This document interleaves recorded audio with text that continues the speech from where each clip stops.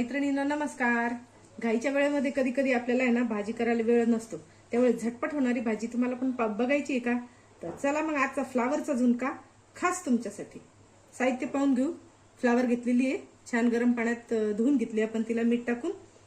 1 चमचा मोठा बेसन पीठ घेतलेलं आहे, कोथिंबीर, 1 मोठा कांदा आणि 2 तुकडे करून घ्यायचे हिरव्या मिरचीचे असे, आणि कढीपत्ता, लसण घ्यायचा मात्र भरपूर।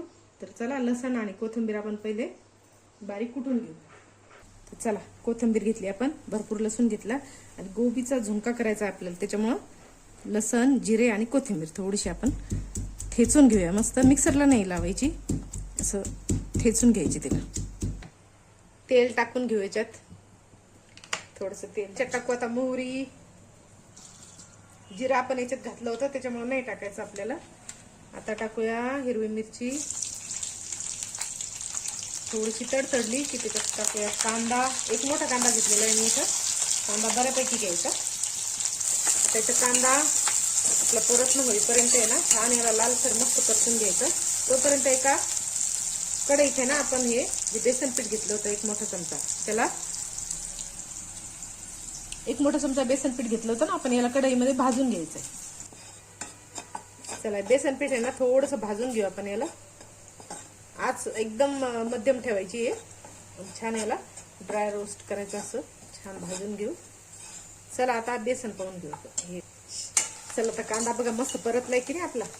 त्याच्यात टाकू कढीपत्ता आणि हे जे आपण वाटण तयार करून घेतलं ना हे टाकायचं। जाडसर याला मस्त ठेचून घ्यायचं। ठेचलेल्याचा स्वाद एकदम वेगळाच येतो आणि छान येतो पण। थोडं परतून घेऊ। आता सगळं साहित्य आपलं बघा मस्त झालंय। आता थोडासा हिंग टाकला आपण त्याच्यात, आता टाकू हळद। हा झाला आपला मसाला मस्त पैकी फ्राय, छान। चला आता मसाला बघा आपला किती छान फ्राय झालाय की नाही मस्त। आता याच्यात धुतलेली गोबी टाकून घेऊ आपण।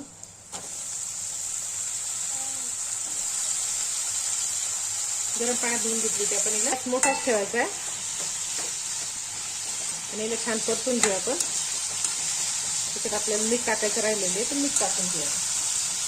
चवीपुरतं छान मीठ टाकून घ्यायचं। आता झाकण ठेवून आपल्याला 10 मिनिटं मस्तपैकी शिजून घ्यायचं। तसं फ्लावरला शिजायला वेळ नाही लागत, पण तरी पण 10 मिनिटं झाकण ठेवून घेऊ आपण। आज थोडीशी मध्यमच ठेवायची आहे, जास्त बारीक पण नाही करायची, कारण गोबीला मग पाणी सुटतं ना, त्याच्यामुळे थोडी मीडियम ठेवायची।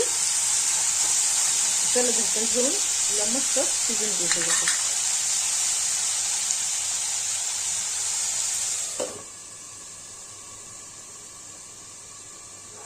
चला बघून घेऊ आपण आता। बघा मंद आचेवर मस्तपैकी शिजली। आता याच्यात बेसन पीठ टाकून घ्यायचंय आपल्याला। भाजलं होतं ना बेसन पीठ, टाकून घेऊ। थोडंसं हलकं हलवायचं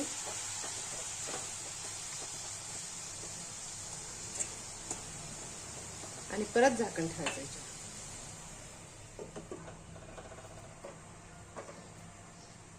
टाकून घेतल्यानंतर याला ना 10 मिनिटं परत झाकून ठेवू आपण। गोबी जास्त अशी शिजू नाही द्यायची, अशी थोडीशी दिसली पाहिजे फुलं फुलं। तर चला याला 10 मिनिटं परत झाकून ठेवू आपण आता। चला मग मैत्रिणींना भाजी बघून घेऊ आपण आता। बघा मस्त झाली की नाही। तर बेसन पीठ आपण याच्यासाठी भाजून घेतलं होतं, ती अशी ओलसर नाही झालं पाहिजे, असं झुणक्यासारखी दिसली पाहिजे। चला काढून घेऊ आपण आता। फुलंही मोकळे दिसले पाहिजे आणि बेसन आपण भाजून टाकलं होतं त्याच्यामुळे ते पण छान झालंय, शिजलंय त्याच्यामध्ये। तर असं करून बघणार ना तुम्ही पण फ्लावरचा झुणका, आणि कसं झाला मला कमेंट मध्ये नक्की सांगा मैत्रिणींनो। तुमच्या कमेंट मात्र माझ्यापर्यंत नक्की पोहोचवा। चला आता सर्विंग काढून घेतलं आपण सगळं हे फ्लावर। बघा दिसते की नाही छान। आता याच्यावर थोडीशी कोथिंबीर टाकून घेऊ।